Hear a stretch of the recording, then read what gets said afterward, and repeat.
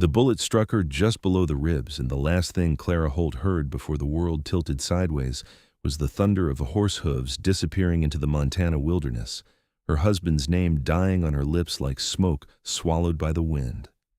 She had not expected to die on a Tuesday. She had not expected any of this, not the ambush on the Bitterroot Trail, not the rough hands that dragged her from the wagon, not the hollow crack of the rifle that sent her husband Thomas tumbling from the driver's bench like a rag doll thrown by a careless child. She had not expected to be left in the dirt with nothing but the whisper of pine trees and the distant cry of a hawk circling overhead, her hands pressed flat against her swollen belly, her blood soaking slowly into the cold Montana earth. It was the autumn of 1878, and the mountains did not care whether a woman lived or died. Clara pressed her cheek against the ground and breathed. That was all she could manage, just breathing, one shallow pull of cold air after another, while the world swam at the edges of her vision and the pain in her side made every heartbeat feel like a hammer striking an anvil. She was 7 months along.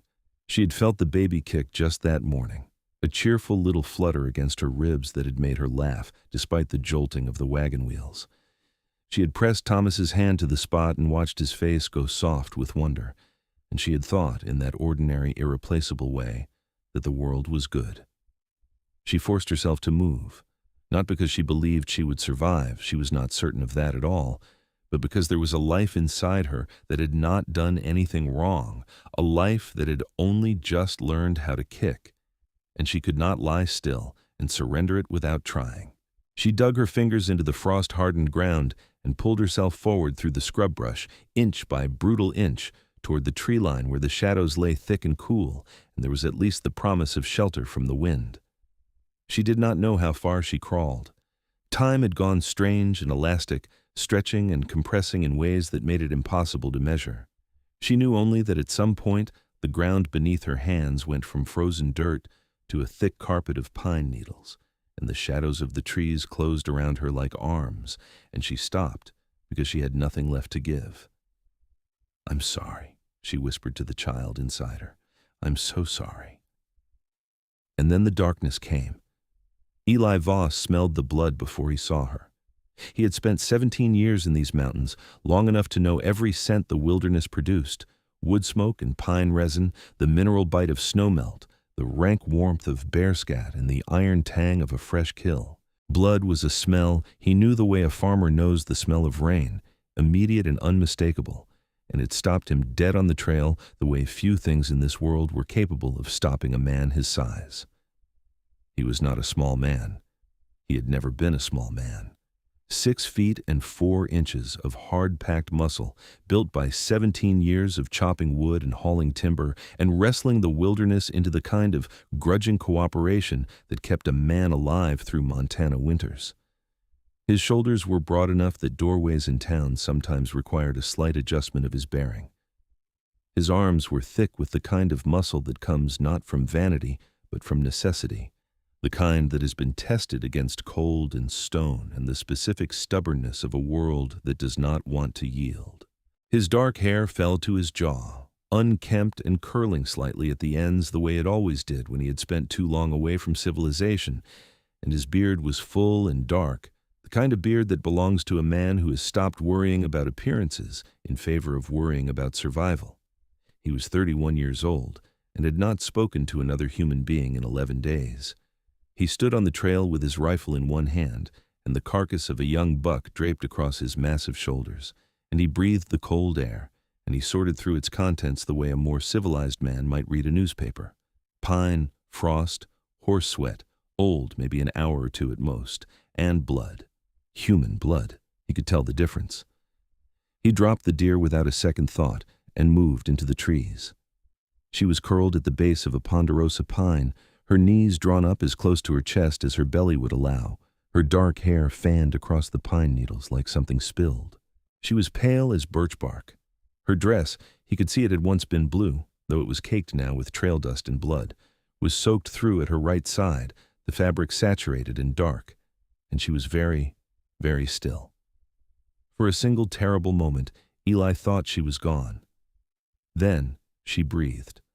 A small, rattling sound, barely audible over the wind, but unmistakably the sound of a living person refusing to stop.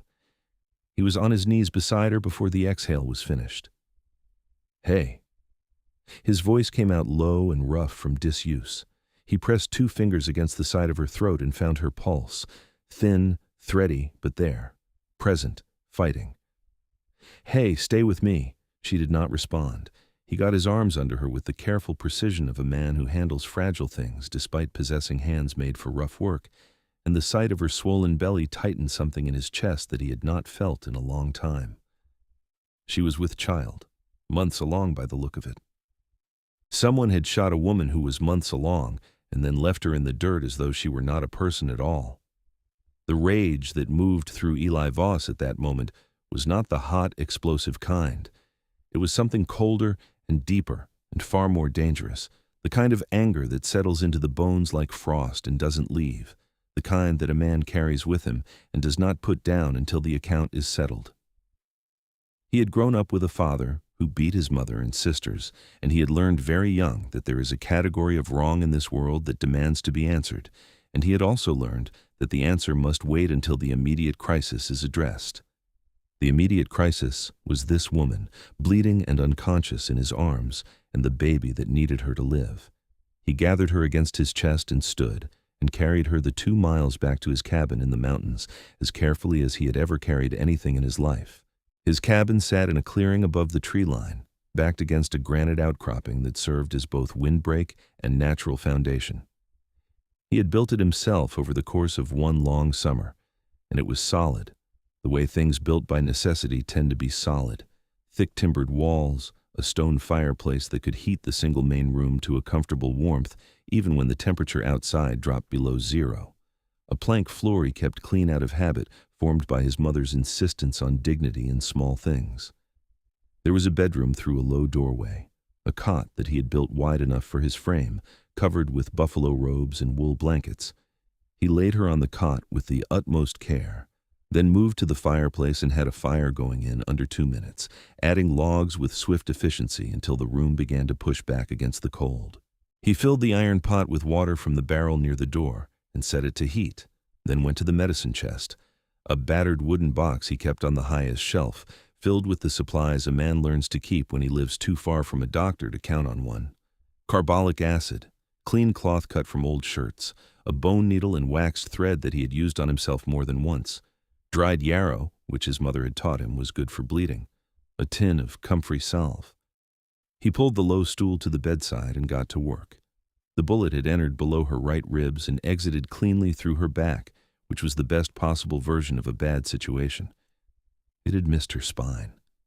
He could not be certain of everything it had struck on its way through, but the bleeding, while serious, was not the catastrophic kind that meant a major vessel had been hit. He cleaned the wound with carbolic acid, watching her face while he worked.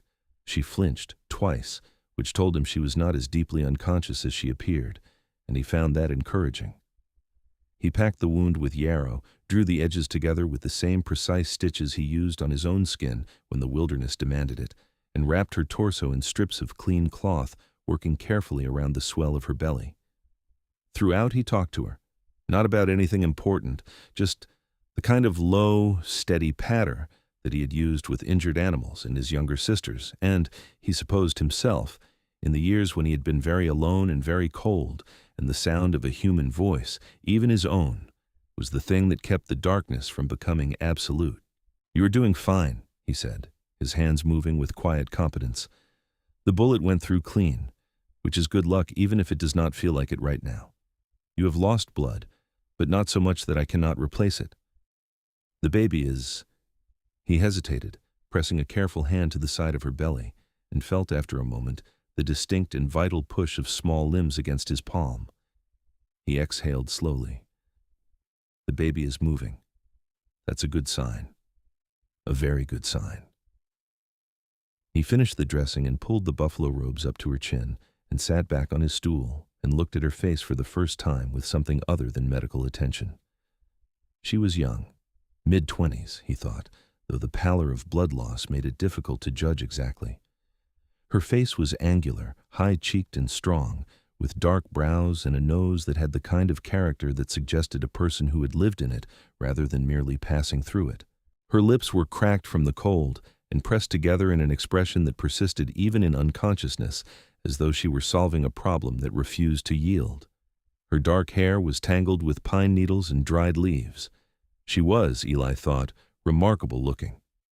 He pushed the thought aside. It was not the moment.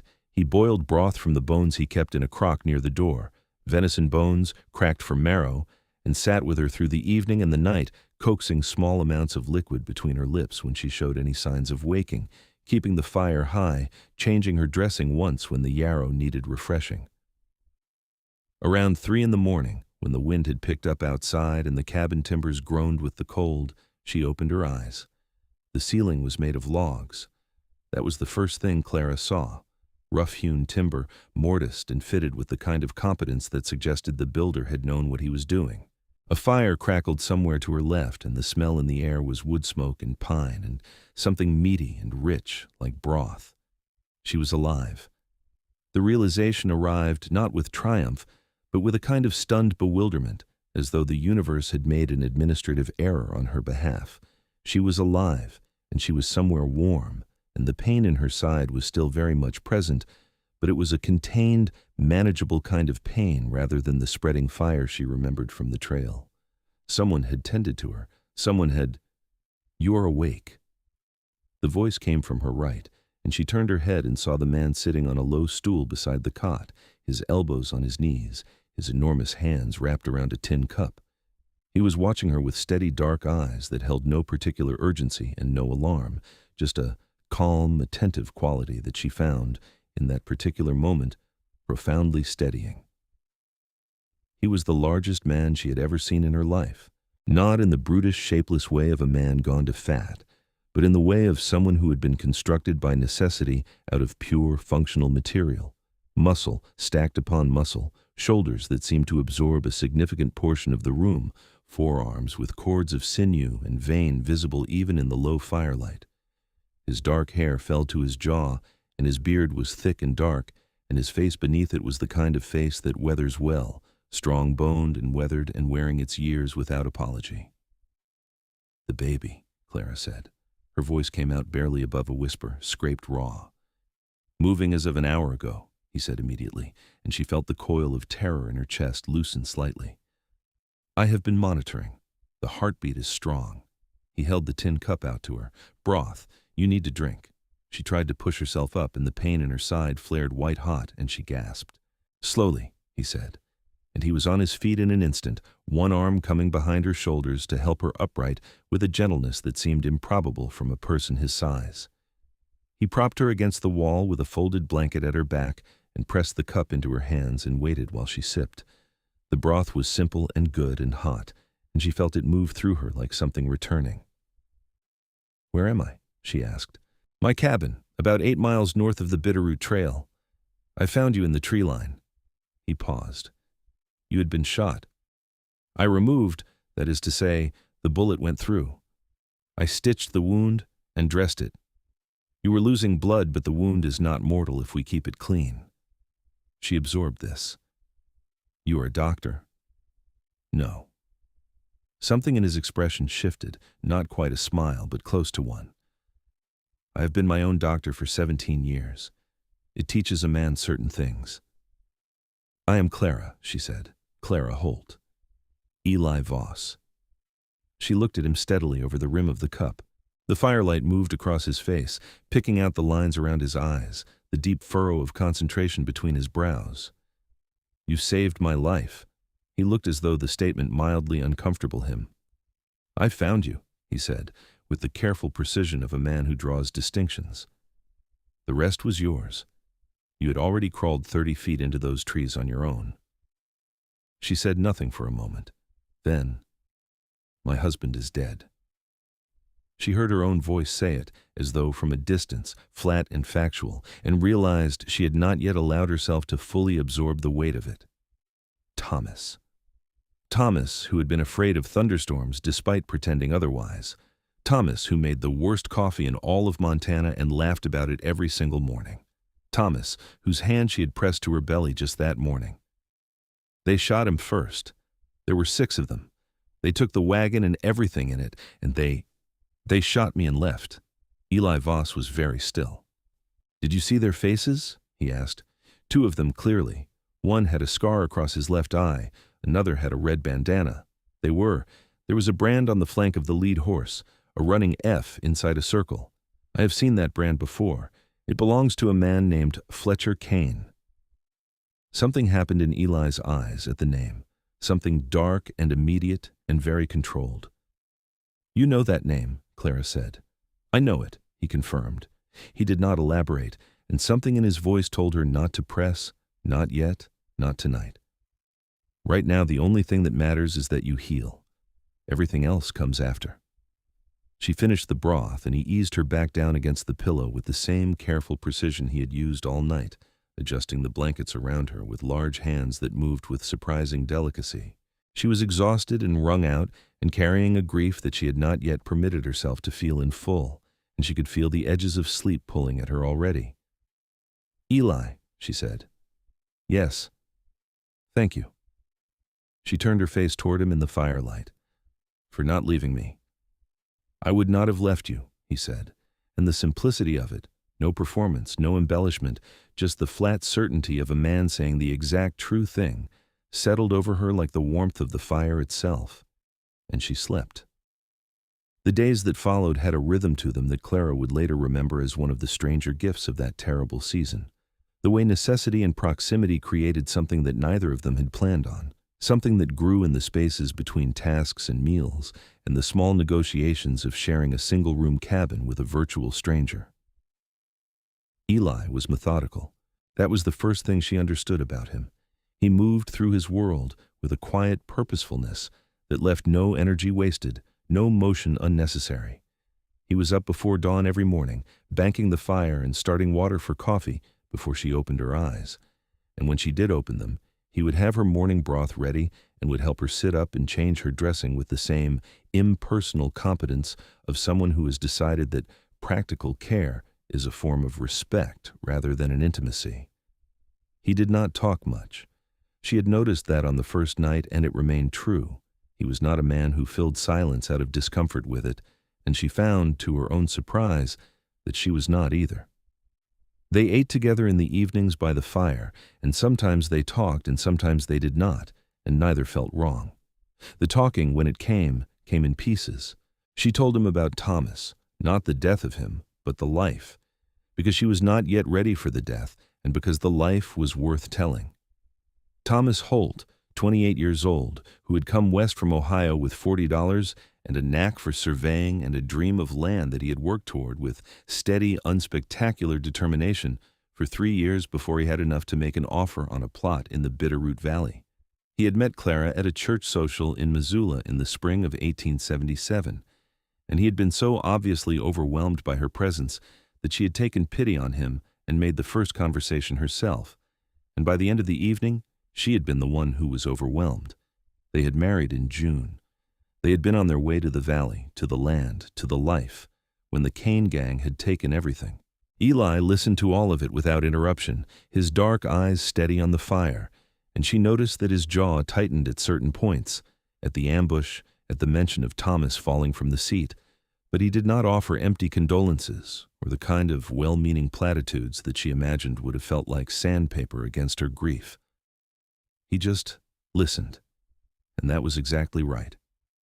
In exchange, he gave her pieces of himself, not all at once, but gradually, the way a man accustomed to keeping his own counsel learns, slowly, that someone is worth the trusting. He had come to Montana at 14 with his father, who had been a trapper and a bad-tempered man. His mother and 3 sisters were still in Missouri, and he sent money to them twice a year by way of the trading post in the town of Sutter's Crossing, a half-day's ride from his cabin. He had built his life up here because the mountains asked nothing of a man beyond competence and endurance, and both of those he had in abundance. He hunted and trapped and sold furs and pelts through the trading post, and in the summers he did some scouting work for survey parties, and he had carved out an existence that suited him without ever requiring him to find a name for what it might be missing. Fletcher Kane, he knew by reputation and by one incident that he mentioned only once and briefly. 2 years prior, Kane's gang had robbed the trading post in Sutter's Crossing and in the process killed the man who ran it, a widower named George Sims, who had been one of the few people in the world Eli Voss considered a friend. The territorial marshal had done nothing useful. Kane had been riding the Bitterroot territory for years, and the law that existed out here was thin and often purchased, and Fletcher Kane appeared to understand how to work in the margins that remained. "When I am back on my feet," Clara said one evening, in her 9th day of recovery, "I want to speak to the marshal." Eli looked at her from across the fire. His expression was carefully neutral, which she had learned was its own kind of communication. "What do you expect from the marshal?" "I expect him to do his job." "Marshal Teague covers the territory from Missoula to the Idaho border," Eli said. "He has 3 deputies and approximately 40,000 square miles of responsibility. He's also a man who has thus far found it convenient not to look too hard in Fletcher Kane's direction." He paused. "I'm not saying, do not try. I'm saying be prepared for what trying yields." She looked at him steadily. "What would you do?" The firelight moved across his face. "I'm doing it," he said quietly. "I got you safe. I'm getting you well. When you are healed and the baby is safe, I will deal with Fletcher Kane in whatever way needs dealing with. But right now, you are what matters." The certainty in his voice, quiet and absolute and entirely unperformative, did something to her chest that she did not immediately examine. On the 12th day, Clara was well enough to walk to the door of the cabin and stand in the cold autumn air and look at the mountains. They were extraordinary, rank upon rank of them, pine-dark and snow-capped against a sky so blue it seemed like an argument for the existence of something benevolent in the universe. A hawk was riding a thermal to the south, turning slow circles above the tree line, and the air tasted of frost and pine sap and the distant mineral cold of high altitude. Eli came to stand beside her. He was carrying a load of firewood on one shoulder, as though it weighed nothing, which it probably did not to him, and he set it down beside the door and stood next to her and looked at the same mountains. They were very close together on the narrow step, and she could feel the warmth radiating off his large frame against the cold air, and for a moment neither of them said anything. "It is beautiful," she said. "Yes," he agreed. "It does not care about you, but it is beautiful." She glanced at him sidelong. "Do you love it?" He considered the question with the seriousness he gave to most things. "I respect it. I'm not sure I love it the way some men do, the men who come out here with poetry in their heads. For me it is more like, it is honest. It tells you exactly where you stand, and it does not pretend." He paused. "I find that restful." "Restful," she repeated, and she almost smiled, which surprised her. She had not smiled in 12 days. He noticed. She saw him notice. The slight shift of his expression, the brief illumination of something behind those dark eyes. He did not say anything about it, but she felt it the way you feel when someone has quietly witnessed something you thought was private. "You should not be standing in the cold too long," he said, and held the door for her, and she went back inside. The grief came in waves. She had known it would. She had lost her mother young, and she understood the mechanics of grief, the way it does not announce itself, but waits instead for the quiet moments, for the half-awake seconds before the day fully begins, when the brain has not yet remembered what it has to carry. She would find herself reaching toward an empty space where Thomas should have been, and the reaching would find nothing, and the nothing would take her down hard and fast, and she would have to sit with it until it passed. Eli never tried to talk her out of it. He was simply present for it. Once, when she cried in the night and the sound woke him and he came to check on her, he had sat on the edge of the cot and said nothing at all, just put his large hand over hers and waited while the wave passed. It took maybe 20 minutes. He stayed the whole time, and afterward he went back to his bedroll by the fire without a word. She thought about that a great deal.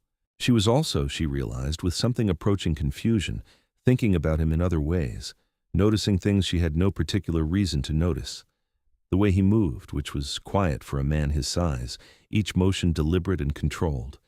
The way his hands looked when he worked, capable and careful, the hands of someone who has learned to be precise, because precision in the wilderness is the difference between adequate and catastrophic.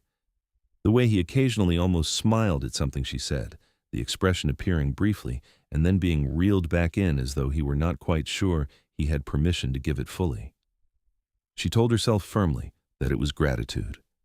She was alive because of this man, and gratitude could feel very much like other things when you were confined to a single room with a fire and a lengthening autumn and no other human being for miles. She told herself that right up until the evening he showed her the drawing. She had been sitting at the rough-hewn table, working on the piece of embroidery that Eli had unearthed from a small chest near the door, someone's cast-off, he had said, traded by a passing woman a year or two back, because she needed something to do with her hands during the long evenings when the firelight made reading difficult. Eli was across the table from her, doing something that looked like figuring by the light of the lantern, though when she glanced over she saw that it was not numbers at all. It was a sketch, pencil on the back of a piece of brown paper wrapping, and it was unmistakably good.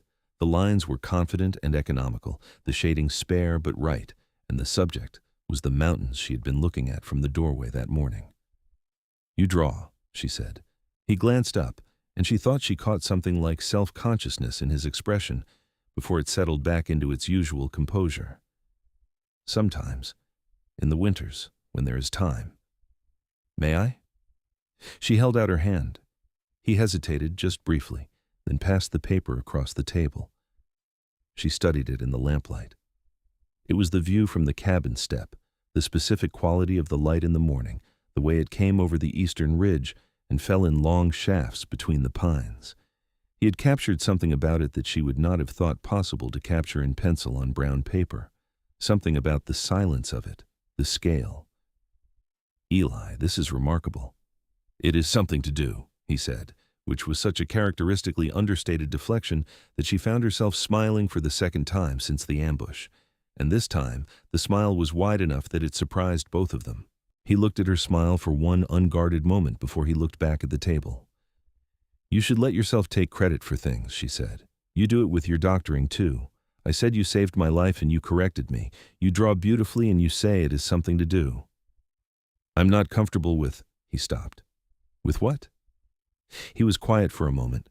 The fire popped and settled. "With being seen, I suppose. It is a thing I have not had much practice with." She turned the paper in her hands and looked at the mountains he had drawn. "Neither have I," she said honestly, "but I think I am beginning to get some." He said nothing, but when she looked up, the almost smile was there again, and this time he let it stay a moment longer than usual before he looked back at his work. 3 weeks after the ambush, Clara was strong enough to ride. Not for long distances, and not without pain, but Eli had fashioned a riding arrangement with extra padding that he was satisfied would not tear the stitches, and they had agreed that Sutter's Crossing was necessary. She needed proper supplies, she needed to be seen by the town's doctor, and Eli needed to make contact with anyone who might have information about the movements of the Kane gang. He brought his horses in from the small paddock behind the cabin, a big bay gelding for himself and a gentler roan mare for Clara, and saddled them with the quiet efficiency of someone who has done it 10,000 times. He helped Clara into the saddle with hands at her waist that were careful and deliberate, lifting her as though she were made of something precious, and then he mounted his own horse in a single fluid motion, and they rode out of the clearing and down through the mountain forest toward the world below. The day was bright and cold, the kind of late October morning when the air is so clear that everything looks slightly more itself than usual, more definitively pine, more emphatically mountain, more completely sky.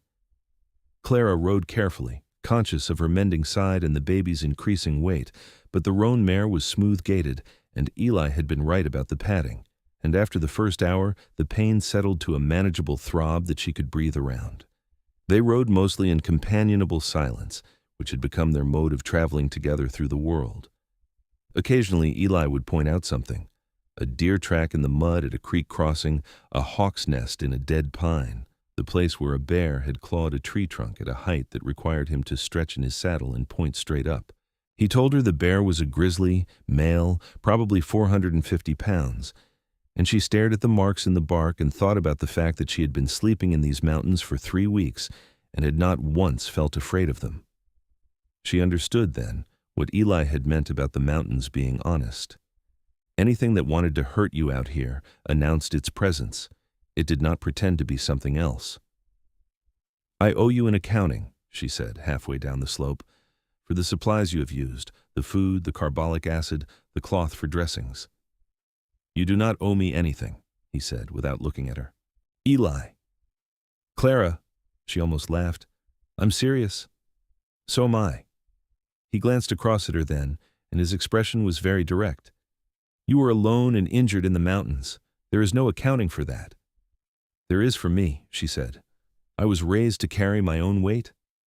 He looked at her for another moment, then turned back to the trail ahead. "Then carry it when you are in a position to," he said. "Right now, you are not."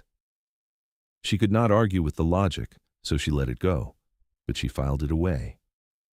Sutter's Crossing was what it was, a settlement strung along a single main street of mud and board, some 20 or 30 structures of varying permanence and ambition, a trading post and a saloon and a church and a livery and a building that served as both the doctor's office and the undertaker's establishment, which said something about the philosophy of its owner. The street was busy with the particular energy of a town that functions as a supply point for a large surrounding territory, freight wagons and saddle horses, and a group of Salish people trading near the post, the women wrapped in blankets and the men standing with the patient ease of people who have been doing this particular kind of waiting for generations. People noticed Eli. She could see it as they rode down the main street, heads turned, greetings called out, a kind of instinctive respect or perhaps just recognition of a man who takes up a visible amount of space in the world. He returned greetings with brief nods and didn't stop until they reached the doctor's establishment. The doctor was a small, bespectacled man of about 50 named Dr. Aldous Crane, who examined Clara's wound with the focused intensity of someone who is genuinely impressed by something. He said that the stitching was as clean as he had done himself, and that the wound was healing without infection, which he attributed to what he called whatever this mountain man put in it, gesturing vaguely at Eli, who was standing in the corner of the office taking up a significant portion of it. "The baby?" Clara asked. Dr. Crane listened with a cone-shaped device pressed to her belly and nodded with satisfaction. "Strong, positioned correctly for the time being. You have done well to rest." He looked at Clara over his spectacles. "Have you somewhere to stay? You cannot travel far in your condition, and certainly not through winter." Clara and Eli looked at each other across the small room. "She has a place," Eli said. "My cabin. She will stay until after the baby." Clara opened her mouth and then closed it again, because she had not yet thought beyond this trip to Sutter's Crossing, and the question of what came after it had been sitting in the back of her mind like a door she had not dared open. She could go to Missoula. She had no family there, but she might find work, might find lodging, might find some way to reconstruct the scaffolding of a life. Or she could stay in Eli's cabin through the winter and have the baby in the mountains, and then— yes, she said. "That is right." Eli held her gaze for just a moment. Then he looked back at the doctor. "What does she need?"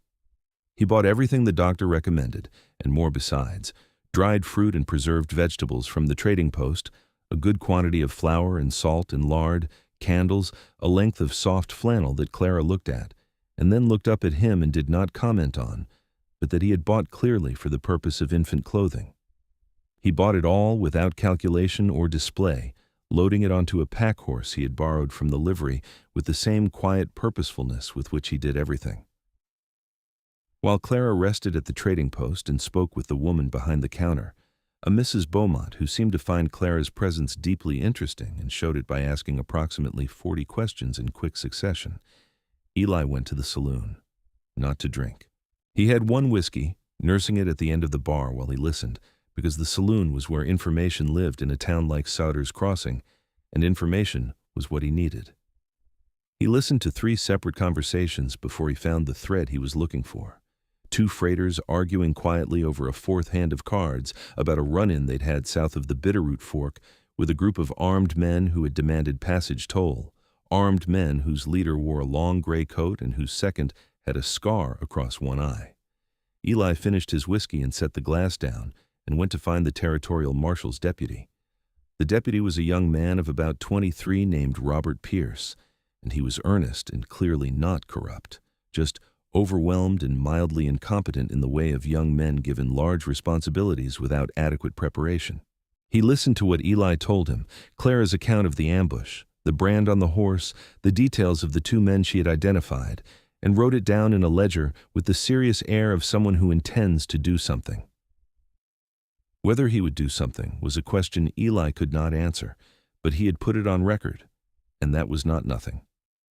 He also left a message with the postmaster to send to the territorial marshal's office in Missoula, laying out the facts with the compressed precision of a man who does not waste words even in writing. Then he went back to the trading post and collected Clara, and they rode back up into the mountains as the afternoon light turned amber and long across the peaks. "You were a long time at the saloon," Clara said, somewhere on the upper trail. "I was listening," Eli said. "Kane's gang has been operating in the South Fork area, 2 days' ride from here." She absorbed that. The wind was picking up and she pulled her coat closer with one hand, the other resting on the swell of her belly. "What will you do?" "When you are safe," he said, and his voice carried a finality that she recognized. "Not before." She looked at his profile in the amber light, the set of his jaw, the straightness of his back in the saddle, the wide shoulders squared against the mountain wind. She felt something shift in her chest that was not grief, not gratitude, not the simple comfort of warmth and shelter. It was something else, something that arrived quietly and without drama, the way the most important things often do. She looked back at the trail ahead and said nothing. November arrived and the mountains prepared themselves for winter with the systematic thoroughness of something that has done this many times and sees no reason for urgency. The aspens had already turned and most of their leaves had gone, leaving the hillsides silver gray and stark. The mornings arrived with a hard frost that crackled underfoot, and the afternoons grew shorter, and Eli spent a portion of each day adding to the woodpile behind the cabin with the methodical energy of someone building against a known siege. Clara, who was now strong enough to be up and moving through most of the day, began to make herself useful.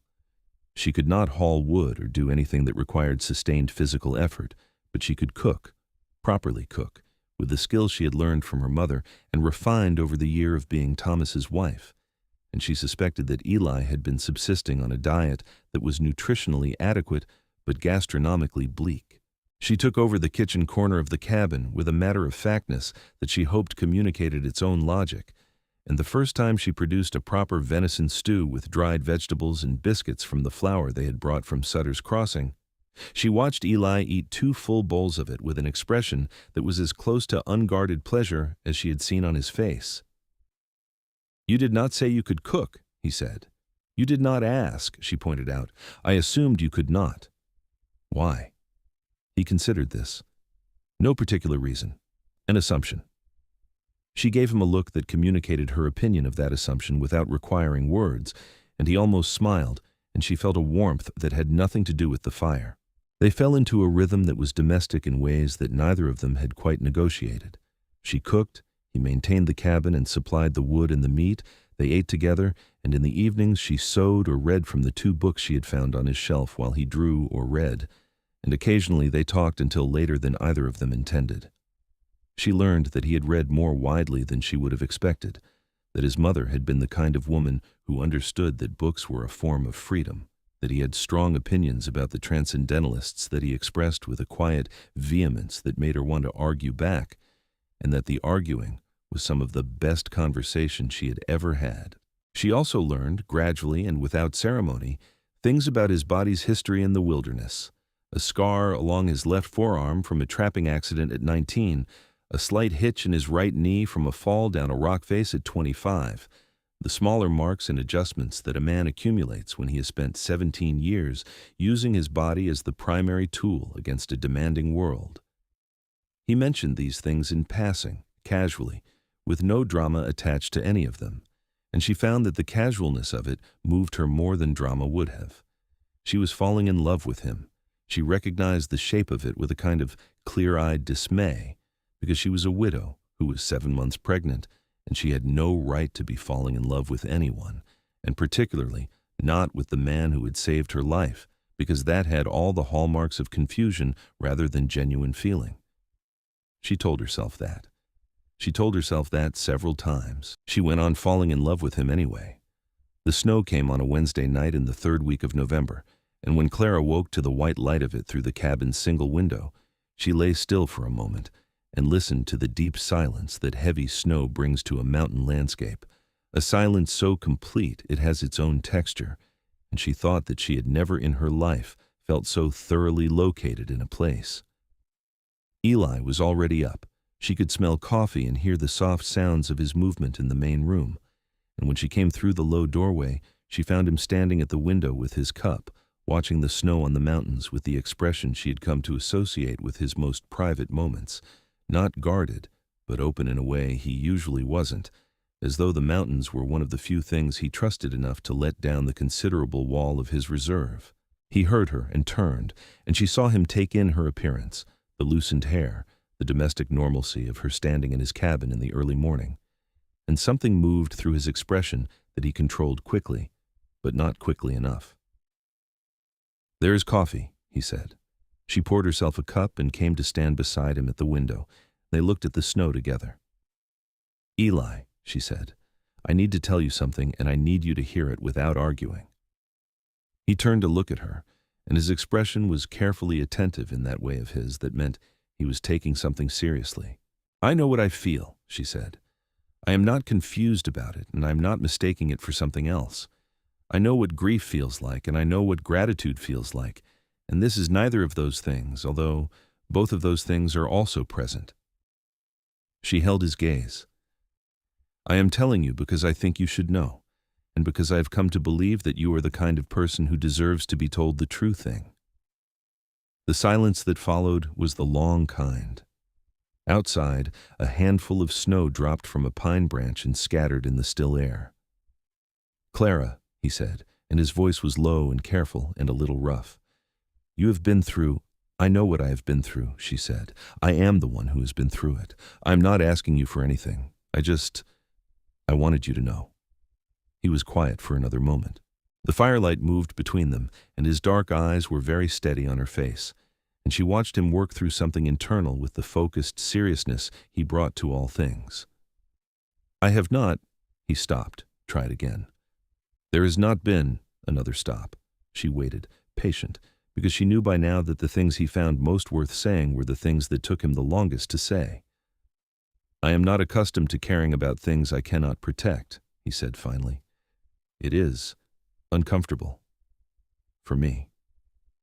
She felt the words land somewhere deep. "And what do you find yourself caring about currently?" she asked very quietly. The corner of his mouth moved.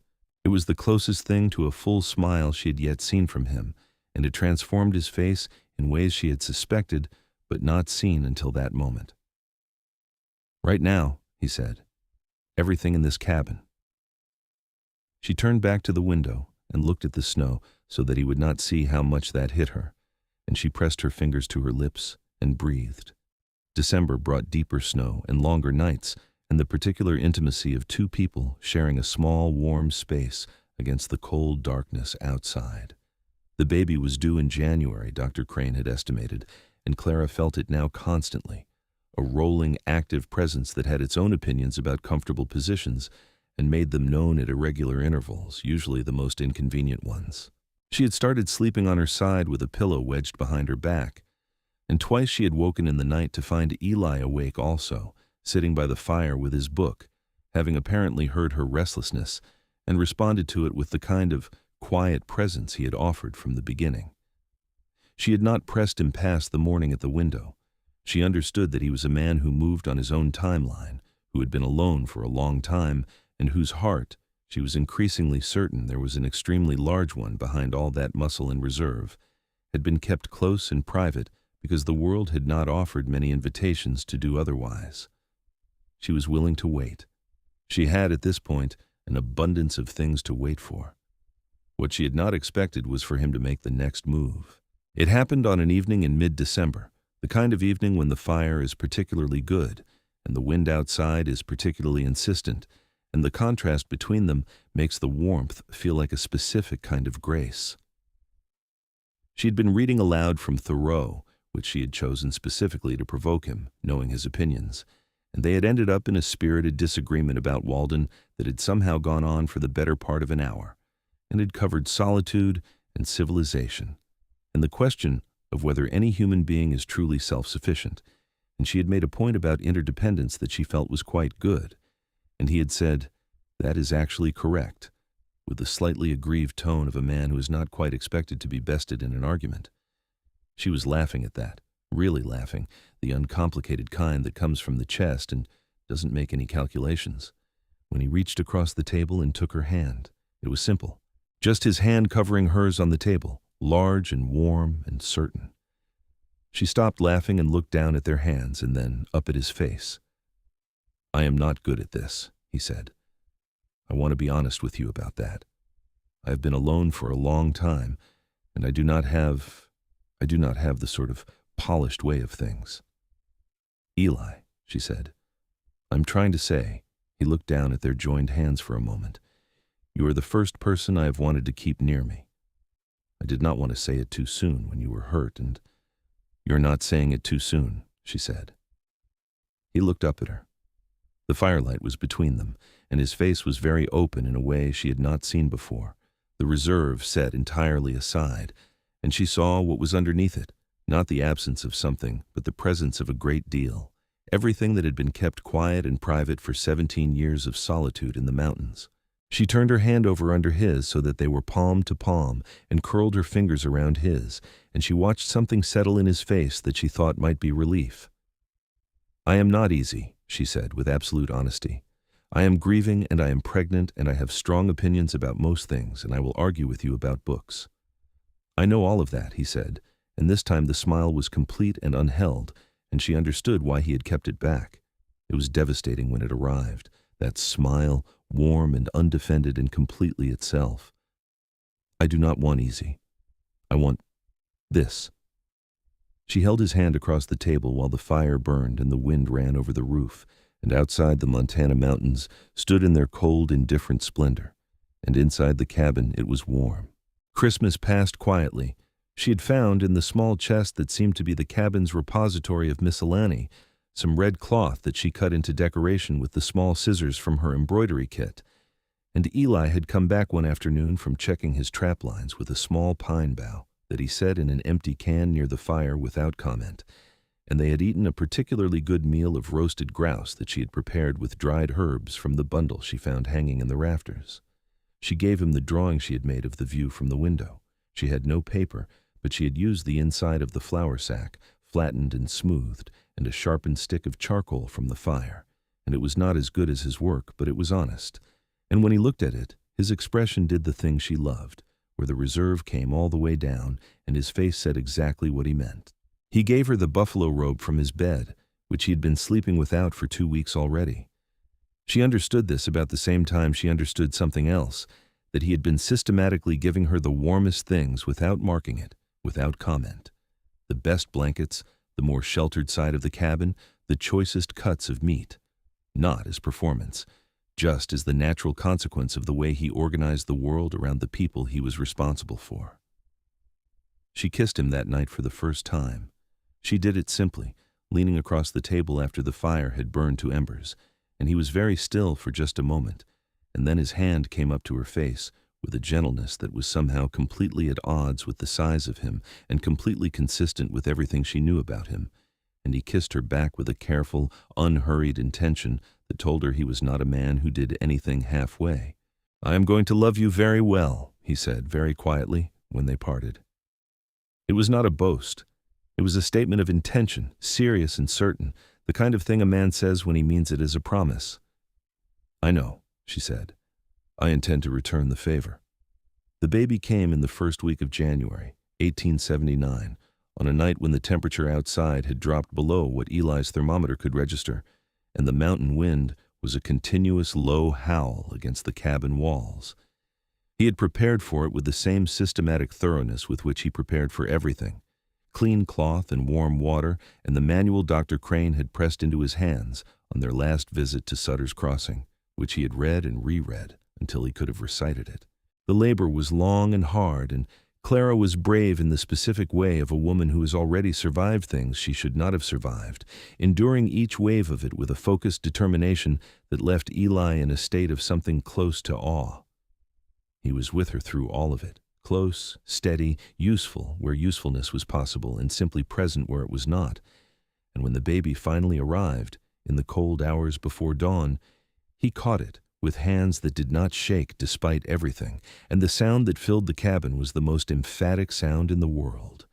A boy, small and furious and perfect, protesting his arrival in the mountain wilderness with a volume that seemed improbable for something so new to existence. Clara laughed when she first heard it, exhausted and tearful and laughing, which Eli thought was about the bravest thing he had ever witnessed, and reached for him with arms that were shaking. Eli wrapped the baby in the soft flannel he had bought in Sutter's Crossing and put him in her arms and stood back and looked at the two of them in the firelight and felt something happen in his chest that he did not have a name for immediately, and then recognized after a moment as the settling of something that had been unsettled for a very long time. "Hello," Clara said to the baby, very quietly. The baby stopped crying and looked at her with the baffled intensity of someone confronting a new world, which he was. "Hello, you. I have been waiting to meet you." Eli sat on the edge of the cot beside them. He was not quite sure what his expression was doing, but Clara glanced over at him and her face went soft, and she held the baby toward him. "Hold him," she said. He took the baby with the same careful precision he had used when he first carried Clara through the mountain forest, and the baby was impossibly small in his large hands, small and complete and somehow certain of his own existence in the way that only the very new are before the world has a chance to introduce doubt. He looked at this small boy and felt the weight of him settle against his chest and breathed.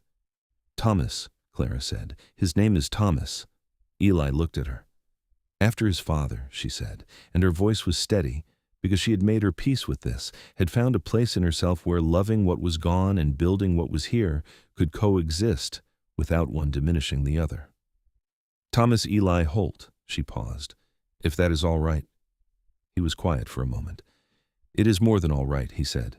She looked at him holding the baby in the firelight, this great bear of a man with his mountain arms and his quiet heart, holding a newborn with the care of someone who has decided that this is the most important thing he has ever held, and she thought that the universe was stranger and more generous than she had any right to expect.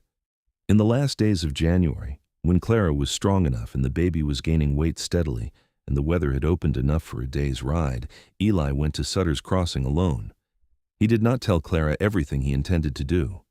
He told her he was going to report to the marshal's deputy and to collect supplies and to check for any mail at the post, all of which was true. He did not tell her that the information he had gathered over the past weeks, from passing trappers and trading post gossip and the freighters who moved through the territory, had placed the Kane gang with a reasonable degree of certainty in a valley south of the Bitterroot Fork, wintering in an abandoned ranch. He told her to bar the door and keep the rifle loaded, and that he would be back before nightfall.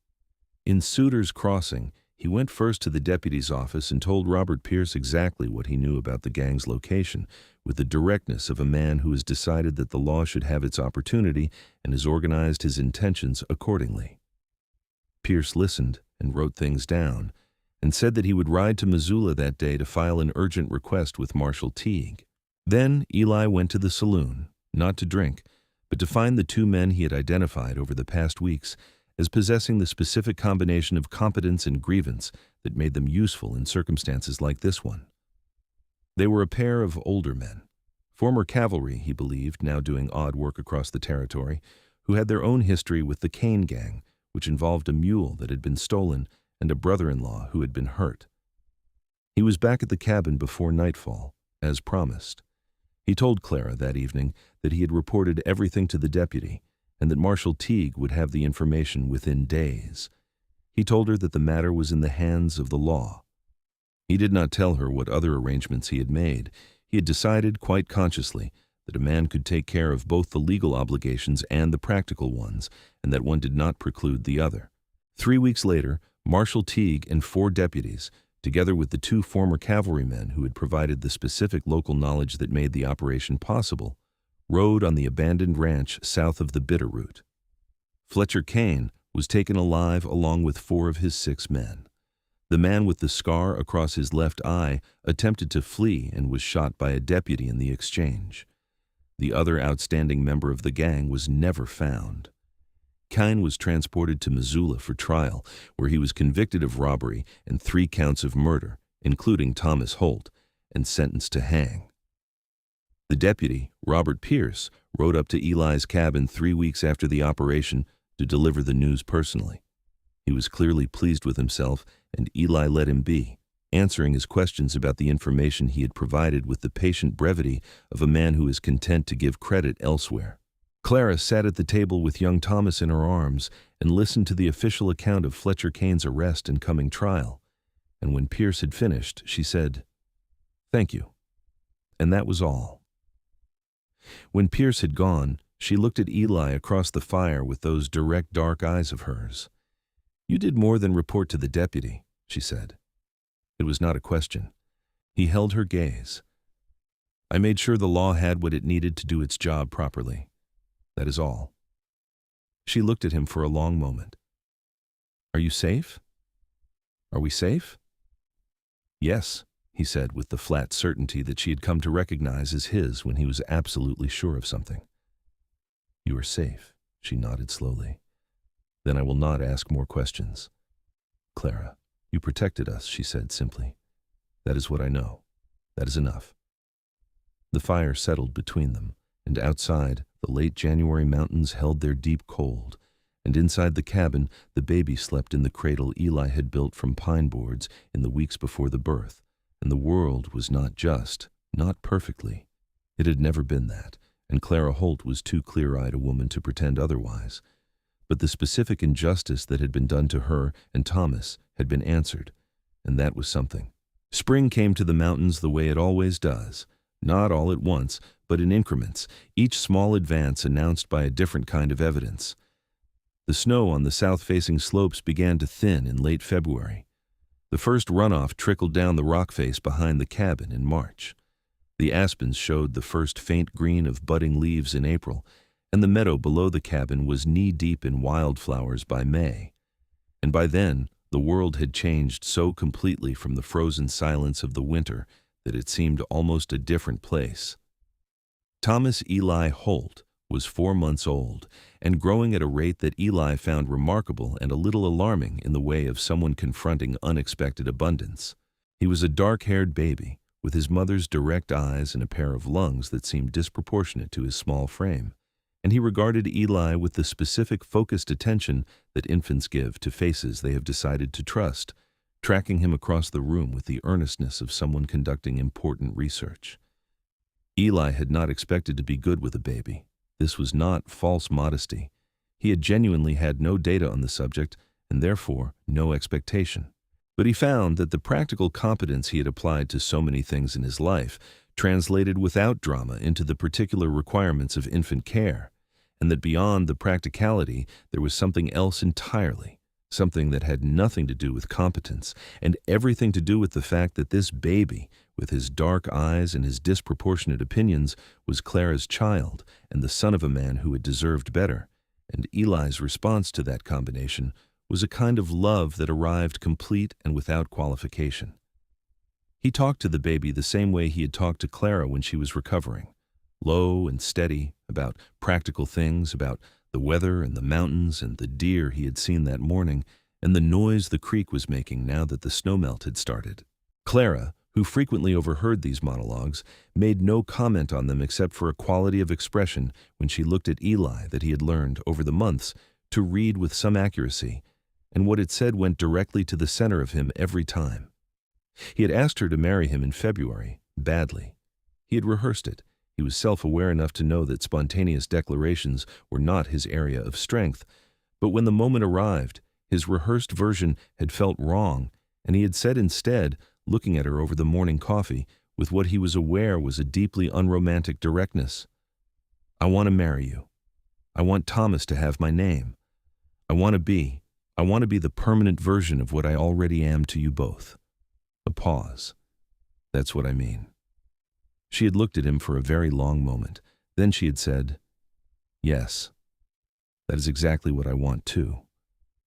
They had married in Sutter's Crossing in March, with the Reverend Marks officiating and Mrs. Beaumont from the trading post weeping with the enthusiasm that seemed slightly excessive for a woman who had known either of them for a total of 4 hours. Robert Pierce shook Eli's hand with a vigor that suggested he found the whole business extremely satisfying. Dr. Crane gave them a bottle of wine from somewhere unexpected and a lecture about Clara's continued recovery that was also a kind of blessing. Clara wore the best dress she had, which Eli had quietly brought from Sutter's Crossing in February on a pretext, and she carried a bunch of early wildflowers that she had found pushing up through the last snow on the south-facing meadow. And when she walked to him in the small church, she looked at him with those clear, dark eyes and did not look away, and he thought he had never in his life been as certain of anything as he was of this. They discussed that spring what came next. The question of the land was one part of it. The land that Thomas Holt had bought in the Bitterroot Valley, which was still in the filing records in Missoula under his name. Clara had written to the land office through the post in Sutter's Crossing, and a surveyor from Missoula had written back to say that the filing was in good order and that as Holt's widow she had standing to claim it. It was beautiful land, the surveyor's report said. South-facing, well-watered by a tributary of the Bitterroot River, with a natural building site on a slight rise that would catch the summer breeze and have a clear view of the mountain range to the east. The kind of land that Thomas Holt had imagined, exactly. The kind of land he had worked toward. "I want to build on it," Clara told Eli. She was sitting in the cabin doorway, nursing young Thomas with the spring mountains blazing green and white behind her. "I want to build what he was going to build, not to leave him behind. I will never leave him behind entirely. But to carry it forward, to make it something real." She looked at Eli.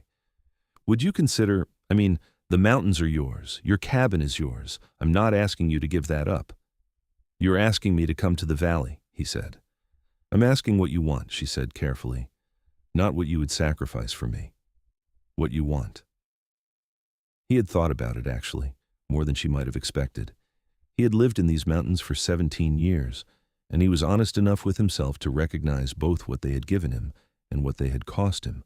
The solitude had been necessary, and it had also been, in part, a way of removing himself from the possibility of loss. He had loved the mountains. He had also been hiding in them.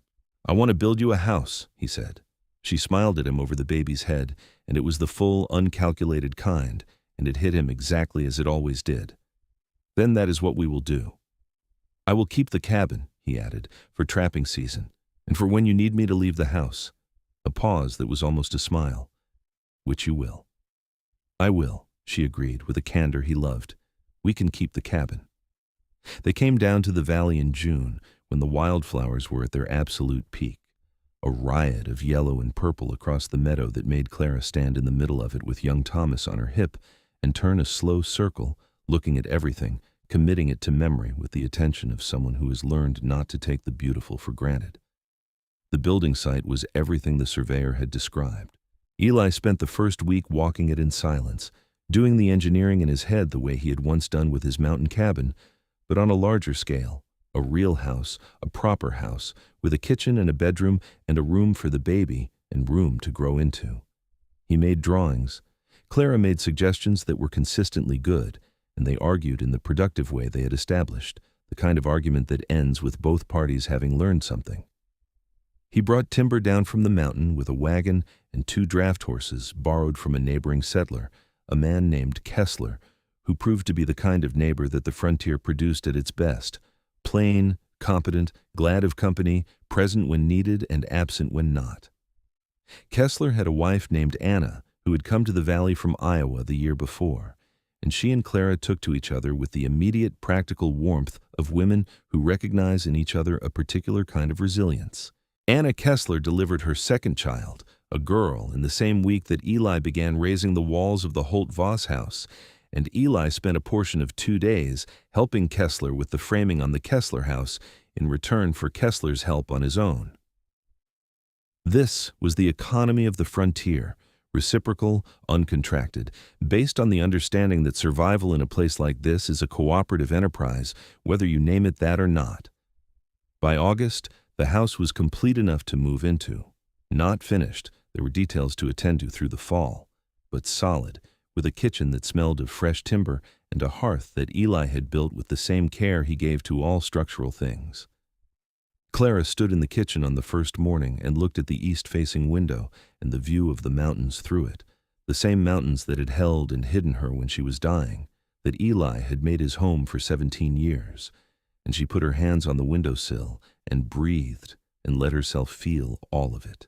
Young Thomas, 8 months old and newly opinionated about locomotion, pulled himself upright against her leg and looked up at her with those dark eyes and made a sound that had not yet resolved into language but was clearly meant as commentary. "I know," she told him. "I feel it too." The autumn of 1879 was fine and long and golden, the kind of autumn that the northern Rockies produce occasionally, as if to compensate for the severity of what comes before and after. The valley caught the light in the late afternoons in a way that turned everything amber and warm, the new-cut timber of the house glowing with it, the meadow grass going rust and gold, the mountains above drawing their long shadows across the world. Clara planted a kitchen garden in the last weeks before frost, potatoes and root vegetables mostly, the things that would keep through winter, and Eli built a root cellar with a stone floor and timber walls that would hold the cold steady. He also built a small barn for the horses and the 2 milk cows that he had acquired through a deal with a man in Sutter's Crossing, driving them the half-day's ride to the valley himself, and arriving with them looking extremely self-satisfied in the way of a man who has pulled off a transaction he is pleased with. 2 cows, Clara said, looking at them. "For the baby," he said. "And the next one?" She looked at him with one eyebrow raised. "The next one." "Whenever that is," he said, with the unhurried confidence of a man who has decided that the future is something to plan for rather than fear. "I am not in a hurry," she laughed, really laughed, the kind that came from somewhere deep and undefended, and he looked at her laugh the way he always did, with that unguarded quality in his face, as though her happiness was something he found genuinely remarkable.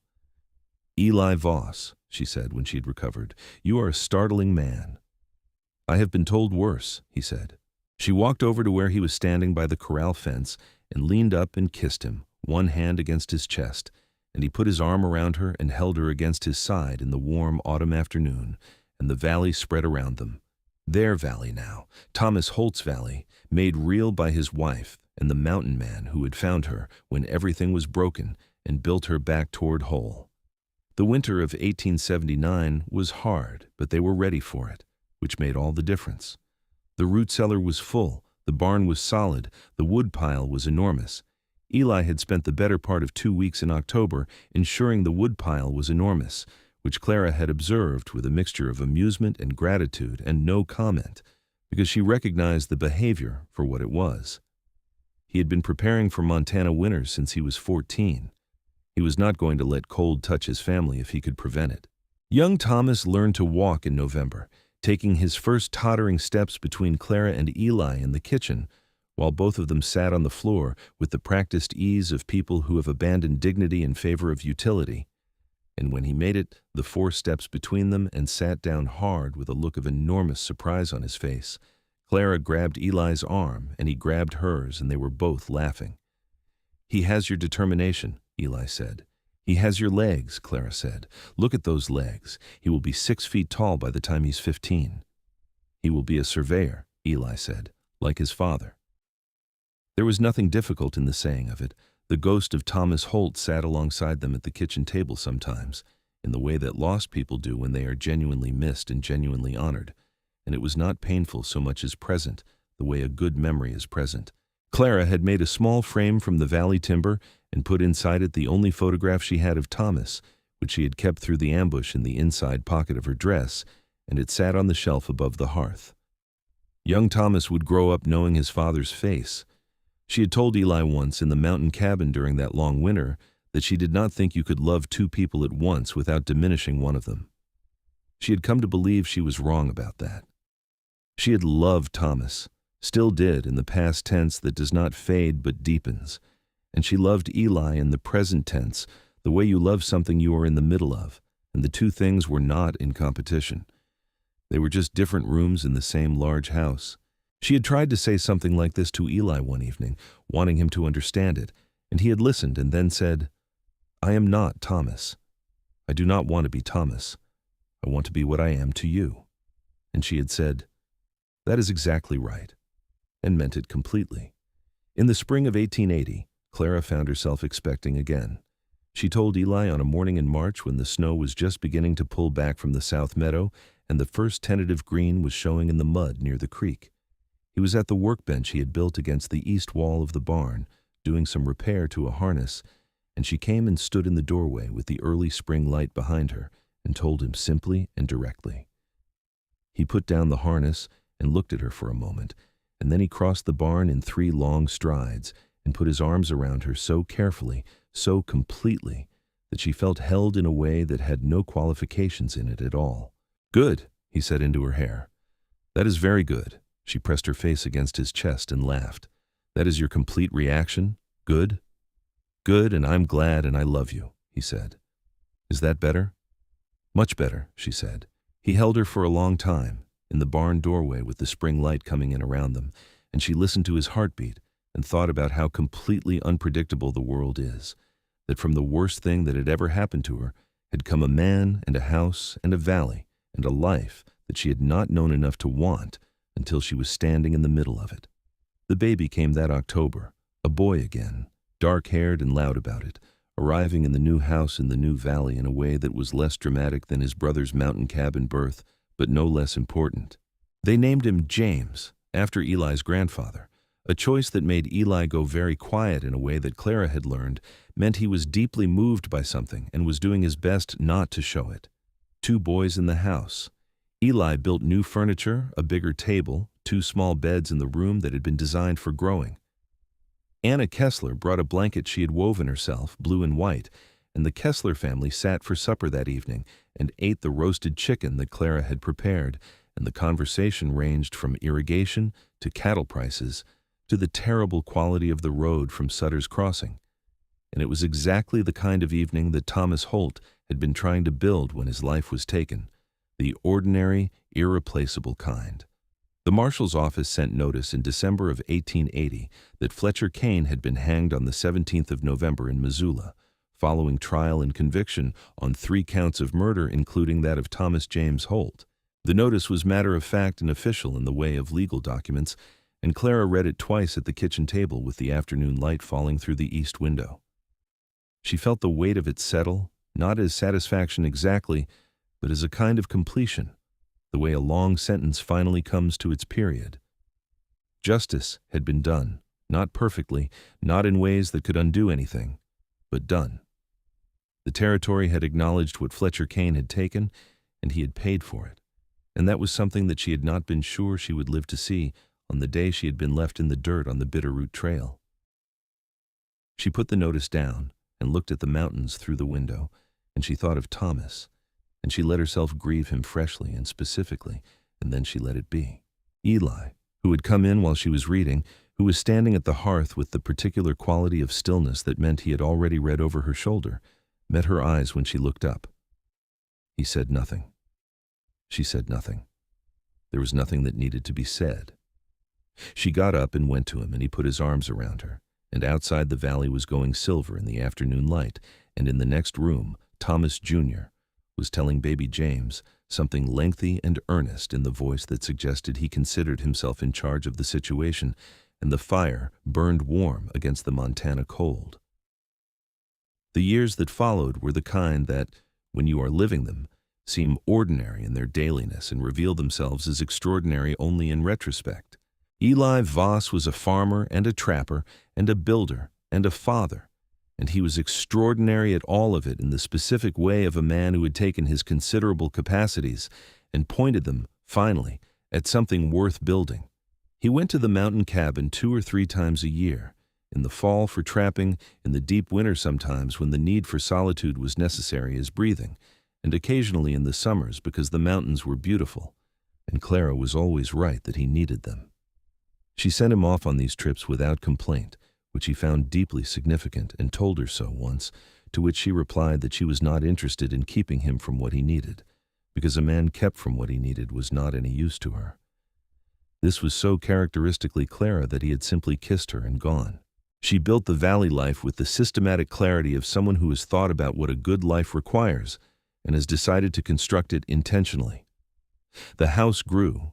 A proper parlor was added in 1882, a larger kitchen in 1883, a porch along the south face that caught the afternoon sun and became the family's default location for every kind of weather, from spring through fall. The kitchen garden became a real garden, then a small orchard of apple and cherry. The barn held 6 cattle by 1884 and a pair of working horses and 3 pigs whose contribution to the household economy was unambiguous if unsexy. She also taught. When other families began to settle the valley, which happened in the early 1880s with a speed that reflected the general pressure of westward movement, she established what began as an informal arrangement of children gathering in the farmhouse kitchen 3 mornings a week and evolved into the Bitterroot Valley School, a single-room structure built by Eli and Kessler and 3 other men in the spring of 1883. She taught 22 children that first year, ranging from age 5 to 14, and she did it with the direct intelligence and the complete absence of condescension that characterized everything she did. Eli attended the school's first open day wearing his good shirt and standing in the back of the room with his arms crossed and young Thomas on his shoulders. And he watched Clara stand at the front of her classroom and explain long division with an enthusiasm that made it seem genuinely interesting. And he thought, not for the first time and not for the last, that the world had done something correct in putting this woman in his path. In 1885, their daughter arrived. Her name was Eleanor, chosen by Thomas Jr., who was 6 years old and had very strong opinions about names, and she came into the world on a spring evening when the valley smelled of new growth, and the creek was running high with snowmelt, and the mountains stood clear-cut against a sky the color of the inside of a shell. She was immediately and comprehensively adored by her brothers, who treated her with the specific intensity of boys who have been waiting for something without knowing they were waiting.